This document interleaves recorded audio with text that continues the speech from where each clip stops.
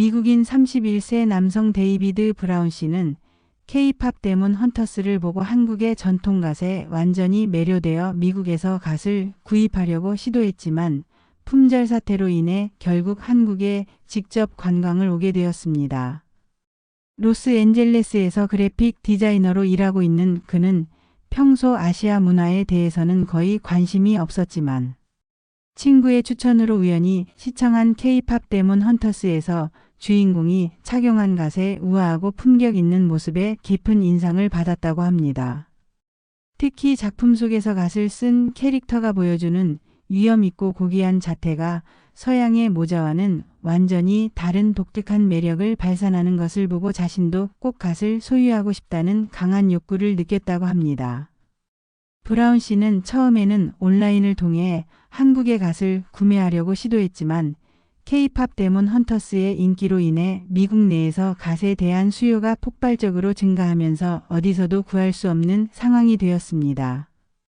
미국의 한국 전통 의상 판매점들은 물론 온라인 쇼핑몰까지 모두 품절 상태였고 가격도 천정부지로 치솟은 상황이었죠. 그러던 중 한국에서 직접 전통갓 제작을 배울 수 있는 체험 프로그램이 있다는 것을 알게 되어 과감히 2주간의 한국 여행을 결정하게 되었습니다.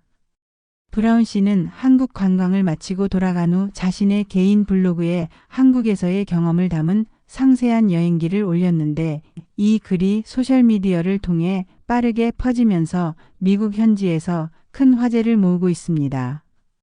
특히 한국의 전통 문화와 갓 제작 과정에 대한 그의 진솔하고 감동적인 경험담이 많은 미국인들에게 깊은 인상을 주고 있는 상황입니다.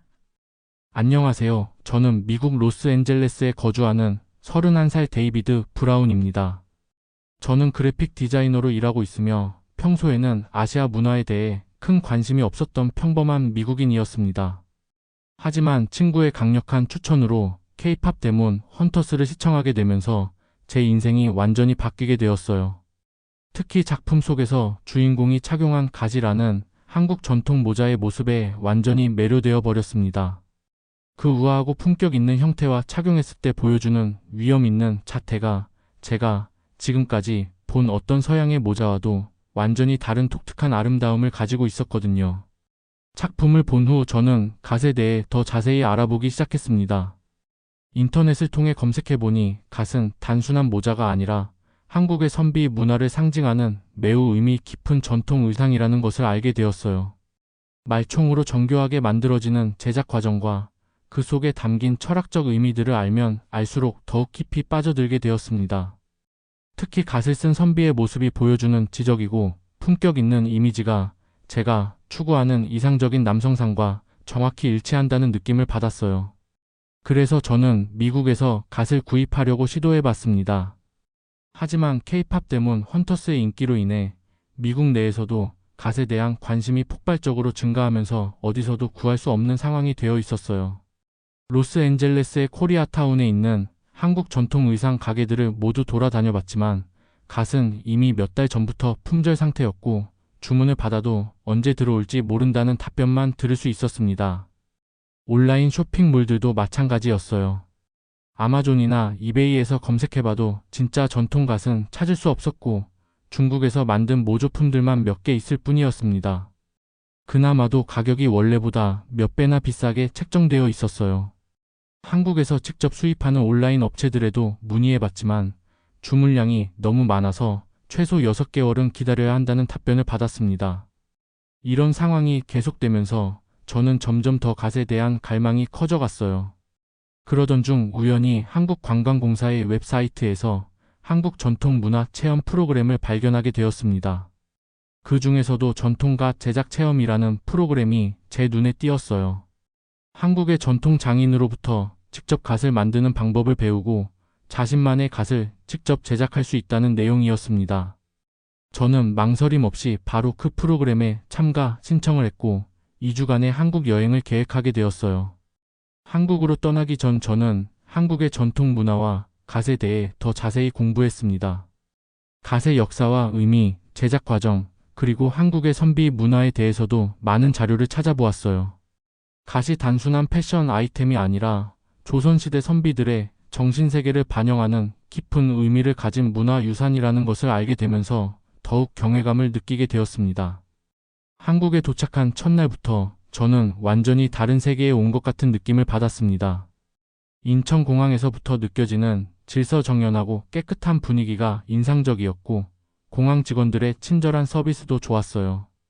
특히 제가 갓 제작 체험을 위해 왔다고 하니까 공항 직원분이 한국의 전통 문화에 관심을 가져줘서 고맙다며 여행에 도움이 될 만한 정보들을 알려주시더라고요. 서울에 도착해서 가장 먼저 간 곳은 북촌 한옥마을이었습니다. 실제 갓을 착용했던 선비들이 살았던 전통 가옥들을 직접 보고 싶었거든요. 한옥의 아름다운 곡선과 기와 지붕이 만들어내는 조화로운 풍경을 보면서 왜 이런 환경에서 갓 같은 우아한 문화가 탄생할 수 있었는지 이해할 수 있었어요. 특히 한옥의 처마선과 갓의 챙이 보여주는 곡선의 아름다움이 서로 닮아 있다는 느낌을 받았습니다. 북촌에서 운영하는 전통문화체험관에서 갓에 대한 기초적인 설명을 들을 수 있었어요. 갓의 각 부분별 명칭과 의미 그리고 착용법에 대해 자세히 배웠습니다. 간모라고 하는 윗부분과 양태라고 하는 챙 부분이 각각 다른 의미를 가지고 있다는 것도 처음 알게 되었어요. 간모는 하늘을 상징하고 양태는 땅을 상징한다는 설명을 들으면서 갓이 단순한 모자가 아니라 우주관에 담고 있는 철학적 사물이라는 것을 깨달았습니다. 체험관에서 실제 갓을 써볼 기회도 있었는데 처음 머리에 올려놓는 순간 정말 특별한 감정을 느꼈어요. 갓의 적당한 무게감과 머리를 감싸는 느낌이 마치 선비의 정신을 물려받는 것 같은 기분이 들었습니다. 거울을 보니 평소의 제 모습과는 완전히 다른 품격 있고 지적인 모습으로 변해 있더라고요. 그 순간 저는 확신했어요. 저는 반드시 제 갓을 가져야 한다고 말이에요. 이튿날부터는 본격적인 갓 제작 체험이 시작되었습니다. 제가 찾아간 곳은 인사동에 위치한 전통 공방으로 3대째 갓을 만들어 오고 있는 장인 가문에서 운영하는 곳이었어요. 김 선생님이라는 갓 제작 장인분이 저를 맞아주셨는데 60대의 온화한 미소를 가진 분이었습니다. 김 선생님은 외국인이 갓 제작을 배우러 온 것은 처음이라면서 매우 반가워해 주셨어요. 첫날에는 갓을 만드는 재료에 대해 배웠습니다. 갓의 주 재료는 말총인데 이 말총도 아무 말의 털이나 쓰는 것이 아니라 특별히 선별된 말의 꼬리털만을 사용한다고 하더라고요. 말총의 굵기와 강도에 따라 갓의 품질이 결정되기 때문에 재료 선별이 매우 중요하다는 설명을 들었습니다. 김 선생님이 보여주신 말총들은 정말 가늘고 윤기가 나는 것들이었어요. 말총을 다루는 기법도 정말 복잡하고 정교했습니다. 말총을 일정한 굵기로 엮어서 끈을 만드는 과정부터 시작해서 그 끈들을 다시 짜서 갓의 형태를 만들어가는 과정까지 모든 것이 수작업으로 이루어졌어요. 김 선생님의 손놀림을 보면서 이것은 단순한 기술이 아니라 예술의 경지라는 생각이 들었습니다. 몇십 년간 갈고 닦은 솜씨로 말총 하나하나를 정확한 위치에 배치하며 갓의 형태를 만들어가는 모습이 정말 경이로웠어요. 저도 직접 말총을 만져보고 간단한 엮기부터 시작해봤는데 생각보다 훨씬 어려웠습니다. 말총이 매우 가늘고 미끄러워서 처음에는 제대로 잡는 것조차 힘들었어요. 김 선생님이 인내심을 가지고 계속 알려주셨지만 하루 종일 연습해도 기본적인 엮기조차 제대로 할 수 없었습니다. 그제야 갓 제작이 얼마나 고도의 기술을 요구하는 작업인지 깨달을 수 있었어요. 둘째 날에는 실제로 간모 부분을 만들어 보기 시작했습니다. 간모는 갓의 윗부분으로 머리를 덮는 부분인데 이 부분이 갓의 전체적인 모양을 결정하는 중요한 부위라고 하더라고요. 김 선생님이 먼저 시범을 보여주시는데 정말 마법을 보는 것 같았어요. 평범한 말총 끈들이 김 선생님의 손을 거치면서 점점 갓의 형태로 변해가는 모습이 신기하기만 했습니다. 제가 직접 간모를 만들어 보는 과정은 정말 힘들었어요.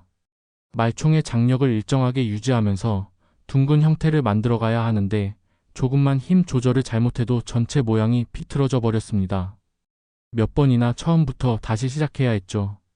김 선생님은 실수를 할 때마다 웃으면서 격려해 주셨고 갓 제작은 인내와 정성이 가장 중요하다고 말씀해 주셨어요. 오후에는 갓의 역사와 문화적 의미에 대해 더 자세히 배울 수 있었습니다. 김 선생님이 가지고 계신 오래된 갓들을 보여주시면서 각 시대별로 갓의 형태와 의미가 어떻게 달라졌는지 설명해 주셨어요. 조선 전기의 갓과 후기의 갓이 미묘하게 다른 형태를 가지고 있다는 것도 알게 되었고, 신분에 따라서도 착용할 수 있는 갓의 종류가 달랐다는 흥미로운 사실들을 배웠습니다. 특히 인상 깊었던 것은 갓이 단순히 머리를 보호하는 기능적인 목적뿐만 아니라 착용자의 인격과 교양을 나타내는 상징적 의미를 가지고 있다는 점이었어요. 선비들은 갓을 통해 자신의 학식과 품격을 드러냈고, 갓을 쓰는 방식이나 각도까지도 그 사람의 성품을 보여주는 지표가 되었다고 합니다. 그래서 옛날 선비들은 갓을 매우 소중히 여겼고 한 개의 갓을 평생 동안 아껴 사용했다고 해요. 셋째 날부터는 갓의 양태 부분을 만들기 시작했습니다. 양태는 갓의 챙 부분으로 간무보다도 더 정교한 기술이 필요한 부분이라고 하더라고요. 양태의 너비와 각도가 갓의 전체적인 균형과 미관을 결정하기 때문에 특히 신중하게 작업해야 한다고 김 선생님이 강조하셨어요. 양태를 만드는 과정은 간무보다도 더 복잡했습니다. 말총끈을 방사형으로 배치하면서 일정한 간격과 각도를 유지해야 하는데 이것이 정말 어려웠어요. 김 선생님이 만든 양태의 모습을 보면서 정말 감탄했습니다. 완벽하게 대칭을 이루면서도 자연스러운 곡선을 그리는 양태의 모습이 마치 예술 작품 같았어요. 김 선생님은 이런 완벽한 양태를 만들기 위해서는 최소 20년의 경험이 필요하다고 말씀하시더라고요. 그 말을 듣고 나서야 제가 얼마나 어려운 일에 도전하고 있는지 깨달았습니다. 제가 만든 양태는 김 선생님의 것에 비하면 정말 어색하고 불완전했지만 그래도 나름대로 갓의 형태를 갖추고 있었어요. 비록 완벽하지는 않았지만 제 손으로 직접 만든 것이라는 사실에 큰 뿌듯함을 느꼈습니다. 김 선생님도 외국인이 처음 만든 갓으로는 상당히 잘 만들었다며 격려해 주셨어요. 갓 제작 과정 중간중간에 한국의 다른 전통 문화 체험도 할 수 있었습니다. 경복궁에서 한복을 입고 갓을 써보는 체험을 했는데 정말 색다른 경험이었어요. 한복과 갓이 어우러진 모습을 보면서 한국 전통 의상의 조화로운 아름다움을 느낄 수 있었습니다. 특히 갓을 쓴 상태로 경복궁의 정전 앞에 서니 마치 조선시대 선비가 된 것 같은 기분이 들었어요. 창덕궁의 후원에서는 갓을 쓰고 전통 정원을 거닐어보는 체험도 했습니다. 자연과 조화를 이루는 한국 전통 정원의 아름다움과 갓의 우아한 모습이 정말 잘 어울렸어요. 연못에 비친 갓의 모습을 보면서 옛 선비들이 이런 곳에서 시를 짓고 학문을 논했을 모습을 상상해 볼 수 있었습니다. 남한산성에도 다녀왔는데 이곳에서는 갓을 쓴 채로 성곽을 걸어보는 특별한 경험을 할 수 있었어요. 높은 산성에서 바라본 서울의 전경과 갓이 만들어내는 그림자가 어우러진 모습이 정말 인상적이었습니다. 특히 석양이 질 때 갓의 실루엣이 만들어내는 아름다운 장면은 평생 잊지 못할 추억이 되었어요. 갓 제작 체험 4일째에는 드디어 제 갓이 완성되었습니다.